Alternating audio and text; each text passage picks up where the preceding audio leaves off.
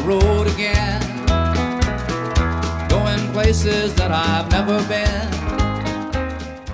Hi there everybody. We're going to talk about heating and cooling your motorhome. That's an important thing, so listen up carefully. This is a pretty standard type of RV temperature control unit. It is going to control both your air conditioning and your heating.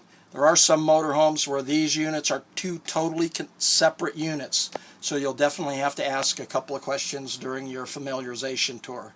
But for this one, they're both built into one. You're going to use air conditioning. It's pretty easy. You're going to just flip it to the cool position. You're going to turn it on to auto if you want to maintain a certain temperature, or you're going to turn it into on if you want to turn it on right away. You don't hear anything right now because we don't have enough power to run this. You do have to have 110 volt power to run it. So make sure that you're either plugged into your campsite power or that you have your generator running. A couple of important things to remember about cooling your motorhome down. Number one is to never set it below 75 degrees.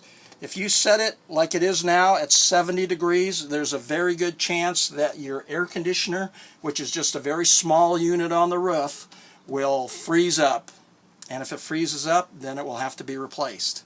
So please, never set it less than 75 degrees. Right there.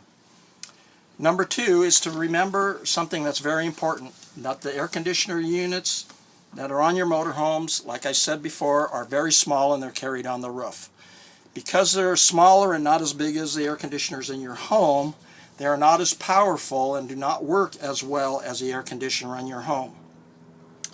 So, the rule of thumb with an air conditioner in an RV is that it is no good at cooling the motorhome down. But it is really good at maintaining a certain temperature.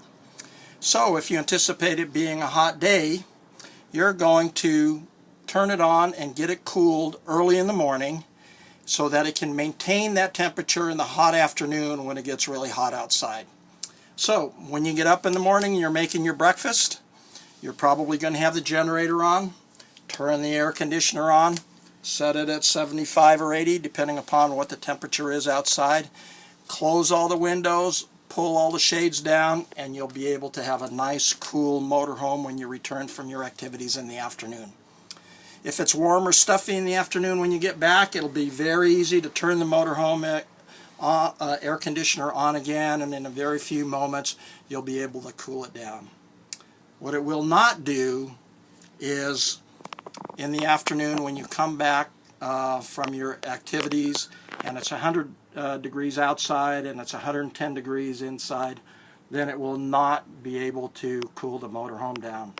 In fact, the air conditioner manufacturers all say that in a condition something like that, the most it's going to cool down your motorhome is between 5 and 8 degrees. And you can see that if it's 110 degrees inside, 100 degrees outside, if you're at 95 degrees inside the motorhome, that's about the best you can do. So be really careful in managing your cooling on the motorhome. That's very important. The other feature on this motorhome then is the furnace or the heater. The heater works on propane, so remember that you've got to have an ample amount of propane. It does use quite a bit of propane if it's cold outside, so make sure that you have plenty of propane in your tank. And the furnace really works exactly the same way. You set it for the temperature you want. If you put it on auto, then it will maintain that temperature through the evening.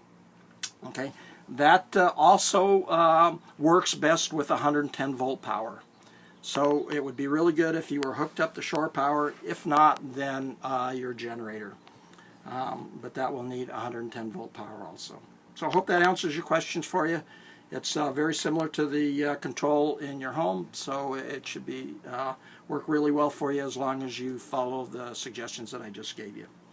Thanks again. This is Martin from Expedition Motorhomes. Seeing things that I may never see again. I can't wait to get on the road again.